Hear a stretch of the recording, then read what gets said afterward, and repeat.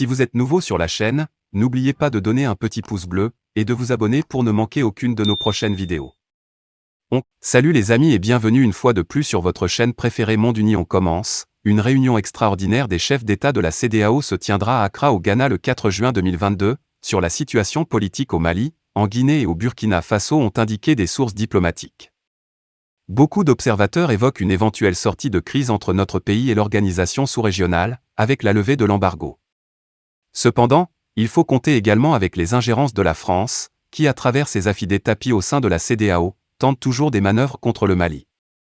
C'est dans ce cadre que certains chefs d'État de la CEDEAO veulent imposer au président Goïta un gouvernement dit de « mission ». C'est là une ingérence flagrante dans les affaires intérieures de notre pays. Inacceptable pour les Maliens.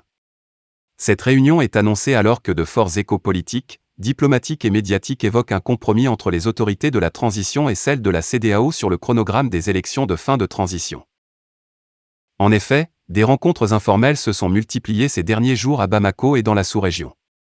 Abdoulaye Diop, ministre des Affaires étrangères, en visite au Togo, avait annoncé le 4 mai dernier avoir demandé au président togolais, Faure Gnassingbé, sur instruction de son président, le colonel Assimi Goïta, d'user de son expérience et de sa sagesse pour aider à faciliter le dialogue.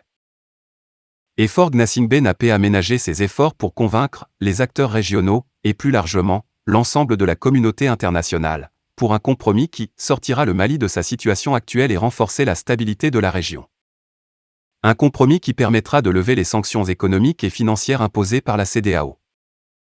Ainsi, selon plusieurs sources, un compromis serait en vue entre les différentes parties sur une prolongation de la transition, 18 à 20 mois, et cet accord comprendrait aussi la mise en place d'un nouveau gouvernement dit de « mission ». Mais la question qui se pose, est-ce le rôle de la CEDEAO de s'ingérer dans les affaires intérieures d'un pays en imposant un gouvernement ? D'autant plus que cette solution de « gouvernement de mission » n'a jamais été imposée ailleurs. Pourquoi le sera-t-il au Mali ? On se rappelle que lors de la crise sociopolitique de 2020, cette même CEDEAO avait recommandé la formation d'un gouvernement d'union nationale, à l'ancien président Ibrahim Boubacar Keïta avec des membres issus de tous les regroupements politiques, pouvoir, opposition, société civile, avec le succès que l'on sait. Une CEDEAO déconnectée. Alors au lieu de s'ingérer dans le choix souverain des pays, l'organisation sous-régionale est plutôt appelée à accomplir ses propres missions. En outre, les populations attendent qu'elle soit très réactive en amont et à l'écoute des peuples afin de tirer la sonnette d'alarme dès l'amorce d'une situation confligène au sein d'un État membre qui porte en elle la promesse du chaos. Ensuite, le sentiment qu'elle agit au nom et pour le compte d'intérêts étrangers au détriment de ceux des populations concernées. Qu'elle agit uniquement pour préserver les intérêts français et non ceux des populations.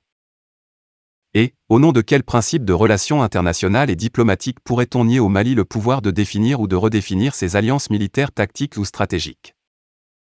Enfin, pourquoi vouloir que le Mali, dont la grande partie du territoire est sous occupation extérieure, organise coûte que coûte des élections à une date qui a été fixée, à l'occasion d'une réunion de chefs d'État, de la CEDEAO nonobstant toute considération de la réalité sur le terrain ?